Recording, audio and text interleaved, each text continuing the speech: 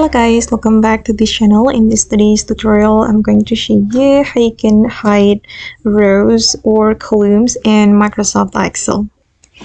Okay, let's get into it guys. I have prepared my data in my Microsoft Excel, and for example, I'm going to hide this column from my table. So we can click on the column like this, and then we can right click on it, and then we just need to select hide. Okay, and as you can see guys, that the DC column has been hidden, and then I'm going to hide rows as well. I'm going to hide, for example, 4, 5, and 6 rows. Okay, we can click on it, right click, and then click on hide. Okay, now the rows have been hidden from my table, and then I'm going to show you guys how we can unhide the rows and the column.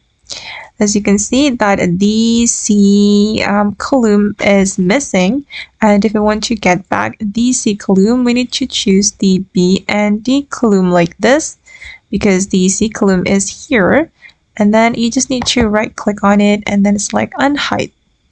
Okay, now the C column has been back, and then I'm going to show you guys how we can unhide the rows. We can select the A3 and A7 rows, and then we just need to right click on it and click on unhide. Okay guys, and that's all the way to hide and unhide rows and column in Microsoft Excel. I hope this video will be useful for you. Thank you so much for watching, and bye.